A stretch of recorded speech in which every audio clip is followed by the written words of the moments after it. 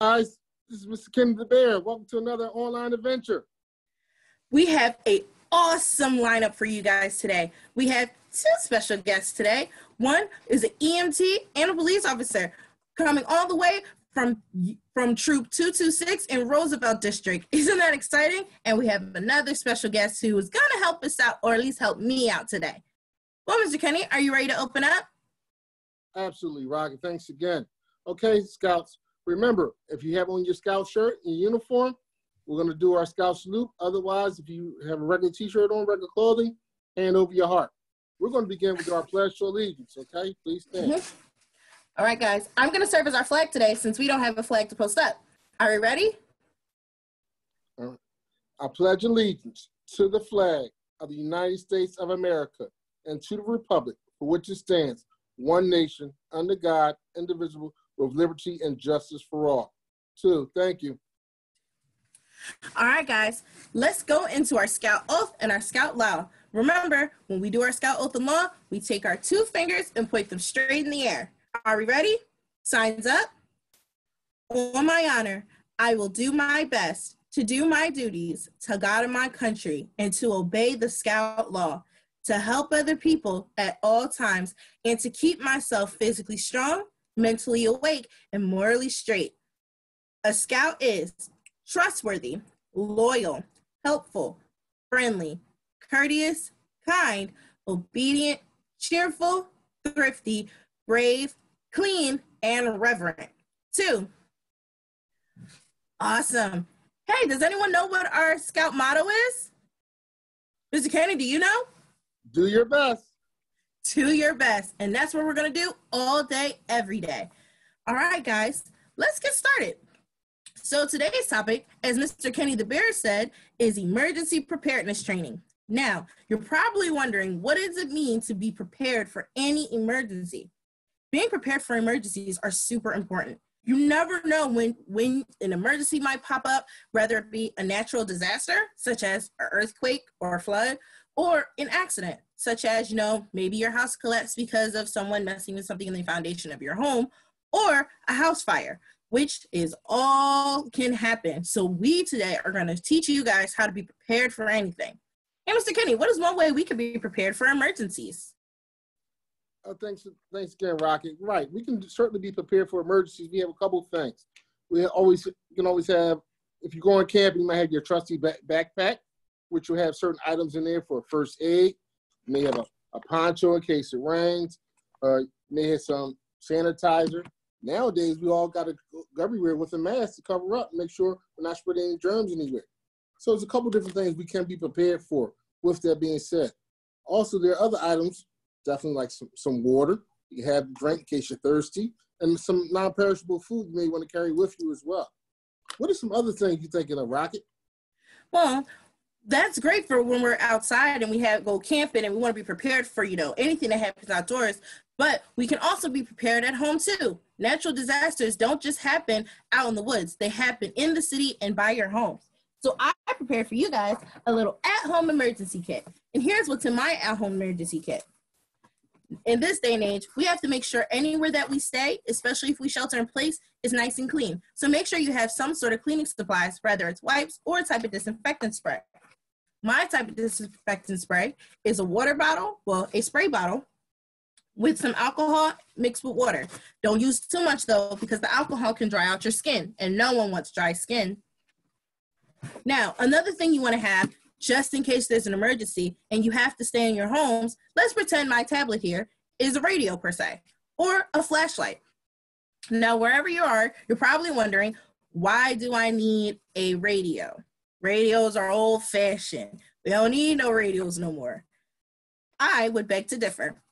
Sometimes during a natural disaster, the telephone lines may be cut, electricity might go out, so it's always best to have some sort of radio device so that you can hear what's going on in the outside world, in case they say, hey, time to evacuate, or stay in your homes. Now, when I said also a flashlight, while this may not be an extra bad, or this may not be a flashlight that takes batteries, your best bet is to get one that does. And when you do, make sure you have extra batteries in hand. Now, like Mr. Kenny said, you should always have a first aid kit. But you should also make sure you have any important medications that you or any of your family members take, whether it's an asthma pump, any type of allergy medicine, Tylenol, ibuprofen, any type of medicines that you and your family members take. Make sure you leave some in the box for your family to use in case they need it during the emergency.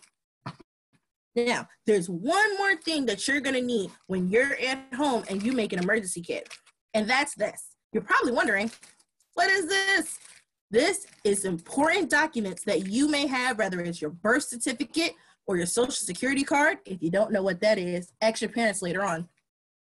And make sure that they're sealed in something plastic so they don't get wet and they don't get ruined. The last thing you need is for something as important as your birth certificate getting destroyed. It determines that you are who you are and no one can take your identity. Wow, that's a lot, Rocket. Thanks for sharing all that information. That's wonderful. Now, Mr. Kenny, what's another way that we can prepare for emergencies when we're at home? Absolutely. We got to have some type of plan.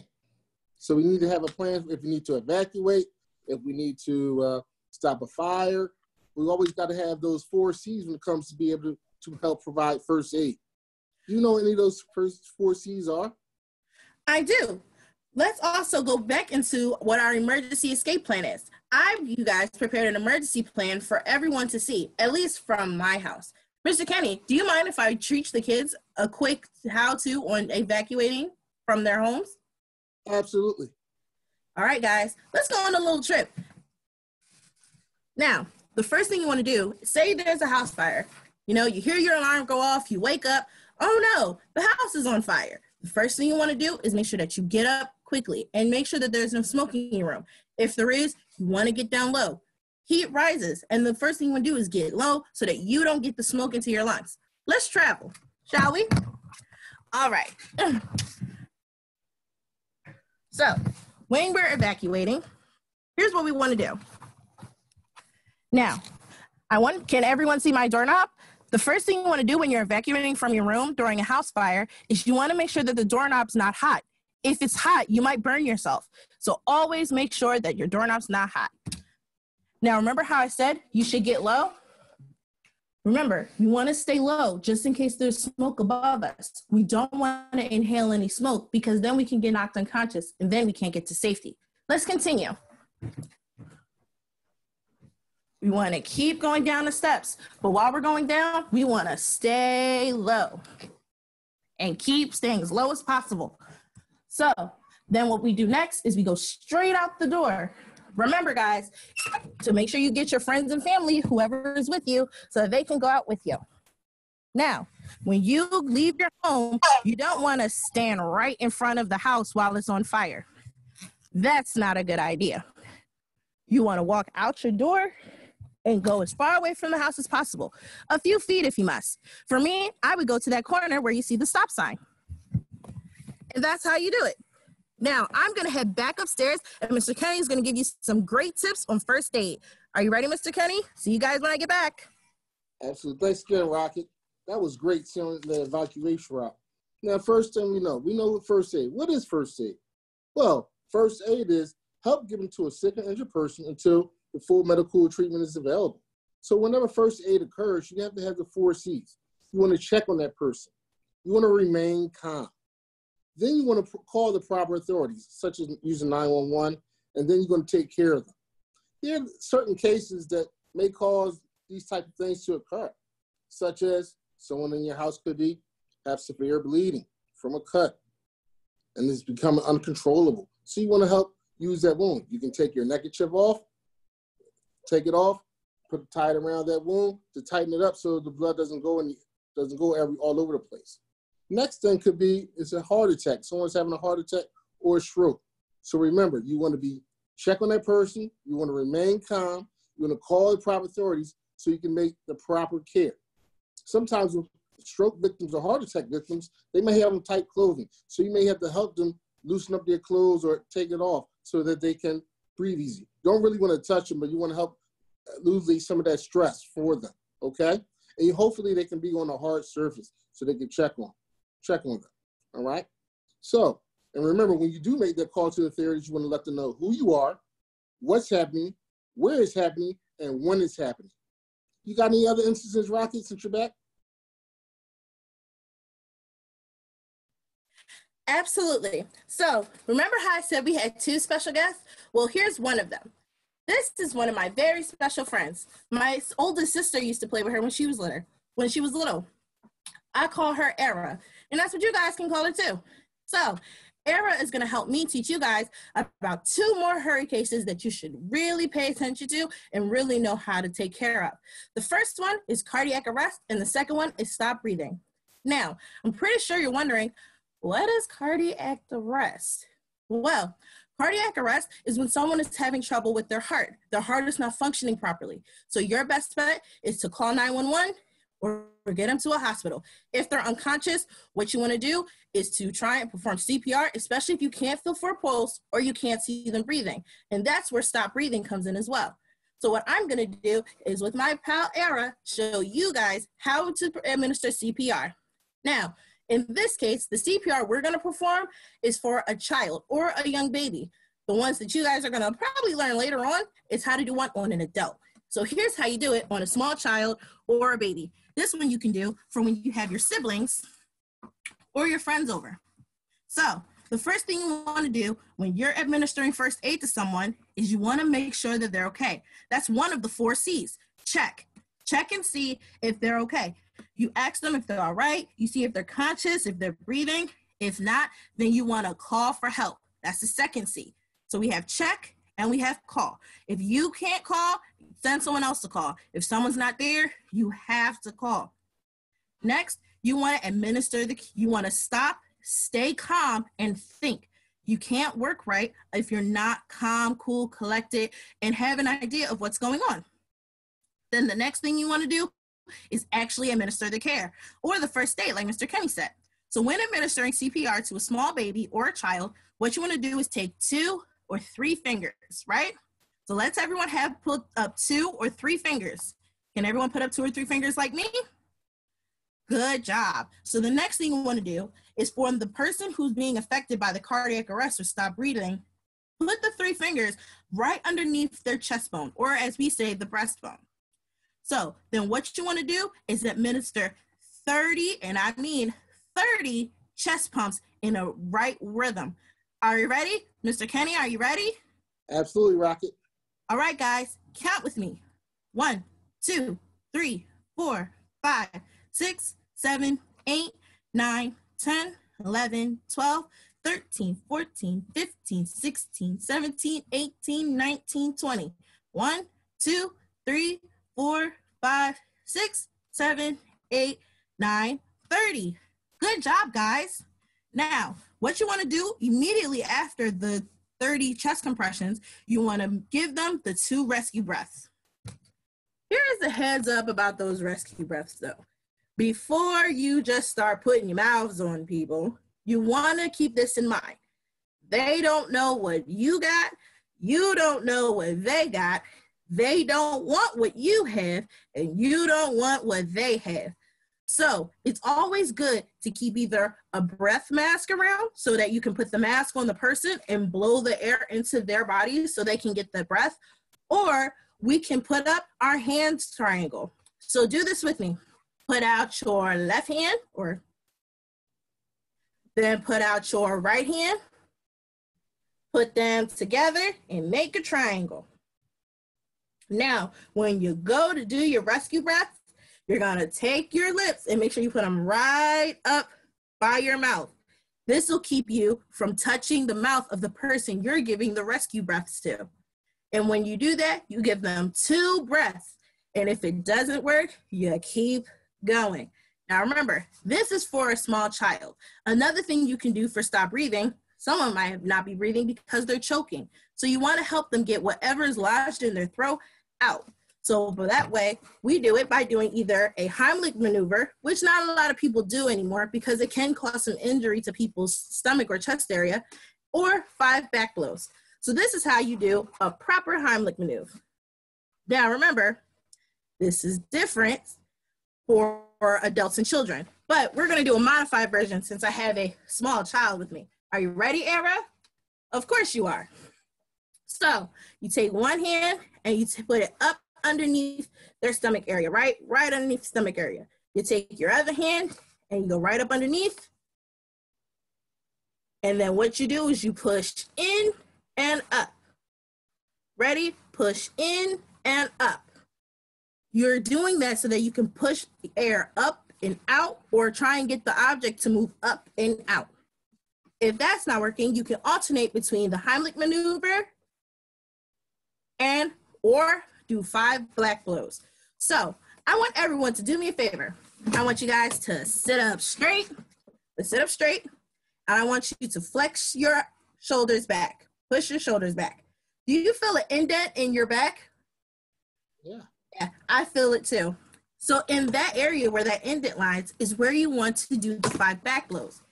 Now, the 5 black blows, you're not smacking people upside their back. That's not nice. Scout is courteous. What you're only doing is helping to push whatever item is lodged in here out. So you do it right in that area, and you do it 5 times. It's 5 sharp blows, and then you go back to doing the Heimlich maneuver. And those are just 2 ways that you can help someone who's either in cardiac arrest or someone who's choking and going through a stop breathing incident. Whew, I know that was a lot of information, but I'm pretty sure you guys can do it. Keep in mind, a scout will always do their best. And the one thing you want to make sure you do when it comes to CPR, don't stop until the proper authorities come. And you're probably wondering, well, how do I get the proper authorities to come? So, Mr. Kenny, how do we get the proper authorities to come? Well, Rocket, when we do that, we have to call 911. You know what I think we should do, Rocket? Let's give our audience a demi call, okay?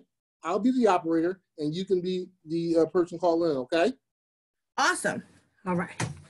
Okay, let's say the emergency is, let's say the house across the street is on fire. Okay. 911. 911, what's your emergency? Hi, my name is Raquel Johnson, and there's a house across the street that's on fire. Okay, is anyone injured? No, not that I can see. I'm not sure if anyone's inside. And where's this location at? Well, this location is at 123 Era Street. Great, okay, I'll make sure someone's on the way. Make sure you and your family stay safe, okay? Awesome, thank you. Should I wait for the police or should I just go away? Yeah, we're getting ready to dispatch them right now. Thank you, Awesome. ma'am. Thank you. See, guys, it was that easy. Remember, when it comes to calling 911, remember the 4 W's. Who, meaning who are you? And, who are you and who are you to that area? What's going on? You gotta be specific. Where it's happening, like I said, the area across the street, and give them an address. Now, some of you may not know your address. Mr. Kenny, what should we do if we don't know what their address is? We're going to need to ask our parents where their addresses are, or if we have a cellular device, you can look it up on your locations on your phone. That's right. Or if you're somewhere not by home and you're not sure what the address is, look for landmarks. If you're downtown and there's a fire at one of the buildings close to City Hall, what's a landmark that you could give? What's a landmark we could give, Mr. Kenny? Love Park. Love Park, that's right. If you say it's by Love Park, everybody knows where Love Park is. Perfect place to go give a landmark. All right, guys. Now remember, we said we had 2 special guests. You already met my friend Era. Now we have our next special guest, whose name is Chris Gallagher from PAC 226 in Roosevelt District. He's going to give us a good, brief information about more first aid and about how to prepare for emergencies too. Hey, Mr. Chris, are you there?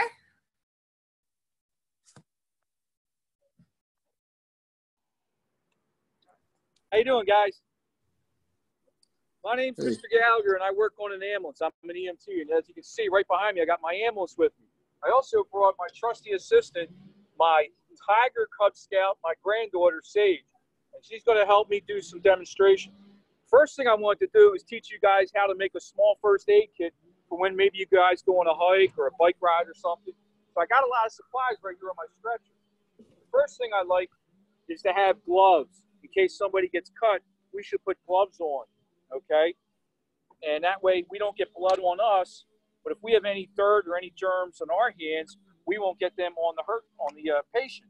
Okay, so sometimes you can make a first aid kit. You can use a hard plastic, like a Tupperware container. You can put the stuff in there. That way it won't get damaged, and it's waterproof, and it's see-through. You can see where all the stuff is.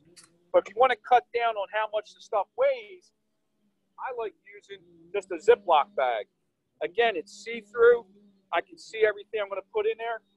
So some of the stuff, right off the bat, I'm going to put a box of Band-Aids in there, because we go through a lot of Band-Aids when we go on hikes. And I know my granddaughter just learned to ride a bike without training wheels.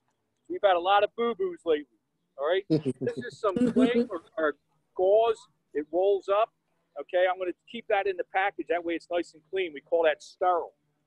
Some more stuff here. This is more gauze. This is a bigger one. This is 4 inches by 4 inches.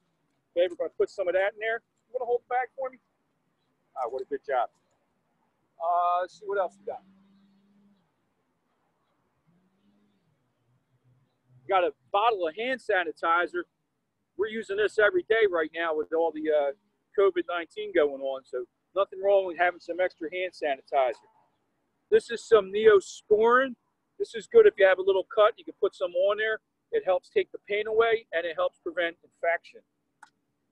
These are some really big Band-Aids in case you have a really big cut. Some more to roller gauze. This is some antibacterial wipes you can clean your cut with. And these are little pair of tweezers in case you get a splinter, you can pull it out. All right, and we'll put them in there. So, something we use all the time on the ambulance and in Cub Scouts would be a Band-Aid. I'm going to give this Band-Aid here to Sage. She's got her gloves on. Like, oh no, I got a little cut. Don't worry, it's only ketchup. Can you put a Band-Aid on that for me? That would be awesome.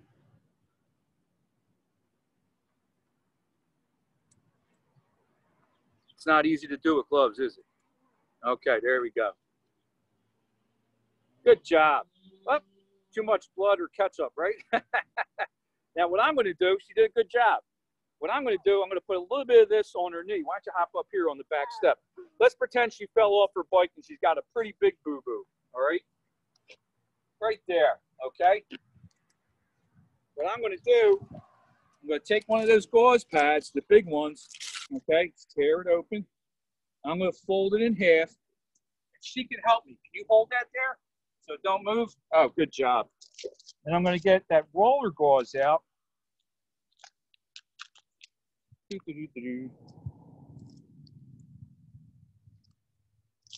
it would be so much help if I didn't have my gloves on. So anyway, this is the dressing, and then the bandage is going to hold the dressing in place, okay? We're going to wrap that around, right? Wrap that around. Can you hold that there? And then we're going to take a piece of tape and we're going to tape it off, okay? There we go. I'm not going to cut that right now. Just hold that there. But there you go. We got a dressing and a bandage. We took care of that. Somebody brought up a very good point about 911, and that's who I work for. I work for 911. So if you ever have an emergency, you want to tell an adult right away. Even if you get a cut like this, tell an adult. Let a parent or a guardian see that injury before you put the bandage on, unless you're pretty far away from home, okay? And then we'll put that bandage on. But you want to tell them what happened, because you might have to go to the hospital and maybe get a stitch or two. Not a big deal. You won't feel anything. And that's pretty much it, everything we got here in the ambulance. So I made you a small first aid kit. Look at the one we carry on the ambulance. This thing's, oh my gosh, it must weigh 40 pounds. So we have to throw it over our back, but that's got everything we could possibly need. But I think for the Cub Scouts, you can get away with this little bag. And that's pretty much it, guys. Thanks so much, Mr. Gallagher. All right, guys. See you later, Mr. Gallagher. Thank you for all you do for our community. My pleasure. All right, did you guys hear that? All of us only carrying around those small little first aid kits. I'm looking at my first aid kit. And he said 40 pounds. Wow. My first aid kit doesn't even look like it's a pound, let alone a couple of ounces. That's crazy. 40 pounds worth of first aid stuff. Wasn't that awesome, Mr. Kenny? That was awesome, Rocket. Wow, I got my first aid kit here too as well. And I got my sanitizer as well, so I can understand. But 40 pounds, geez, that's a nice little weight to take around. Well, Rocket, we've learned a lot today. We learned about emergency preparedness, how to prepare for emergency, how to get our paperwork together, maybe in case of a fire. Also, you showed your evacuation plan. You've done a great job. You had your friend there with us as well to help. But there's one other thing we didn't need to go over before we leave out of here, don't you think? And what's that, Mr. Kenny? The method of, in case there is a fire and you get caught on fire, what should you do, Rocket? We should know how to stop, drop, and roll. Okay? Mr. Kenny, I'll use Era, and she's going to show you guys how to stop, drop, and roll properly. Are we ready? Mr. Kenny, can you call the commands for me once I'm ready? Absolutely. Let me know. All right, guys. Can you guys see Era? Yes. All right, Mr. Kenny, I'm ready. All right, so we're going to stop our motion. Stop. Then we're going to drop. And then we're going to roll. Roll. Roll. So we do this stop, drop, and roll in case we ever get caught on fire. And why do we do this, Rocket? We do this so that we can smother the fire. Now, remember, guys, fire needs air because fire, like people, breathe. Now, it may be hard to believe. Fire breathes, yes. The only way fire can survive is with air. So what you're doing is you're cutting off the fire's air supply so that it goes out. Because sometimes water is not going to cut it. Right, that's correct, Rocket. Especially if it comes to like an oil or grease fire, you definitely do not want to use water. That's going to help spread it. But sometimes if you can't just stop, drop, and roll, sometimes there are fire blankets that help smash the fire as well. That people will wrap you and help you with your stop, drop, and roll. So that was a lot, guys. It was. So remember, guys, when you get a fire blanket, all you pretty much have to do is take the blanket and wrap it around the person that's on fire and try and rub out the fire. Remember, you're smothering it, not the person, but the fire itself. So be careful when you're using a fire blanket. Absolutely. All right. Well, Mr. Kenny, we learned a whole lot today, and we have so much more to learn tomorrow. Hey, Mr. Kenny. Hey, Mr. Kenny. Hey, Mr. Kenny. What is tomorrow? Oh my gosh, Rocket. It is Facebook Live Friday! It's Facebook Live Friday! Woo. Facebook Live Friday tomorrow. Make sure that you guys are there. I'm going to be there. Mr. Kenny will be there. And we have special guests that is going to be there tomorrow, too. You're going to see Miss Rocket work it out. We're going to have fun. It's going to be music. We're going to be working out. So make sure you clear out some space in your room or living room because we are going to work it out together. Excellent. Great job, Rocket. I can't wait. I can't wait Either. It's been awesome guys. Today. We did learn a lot today. Mr. Kenny, are you ready for our Scout benediction? Absolutely. All right, guys, let's get started. Signs up. May the greatest Scout Master.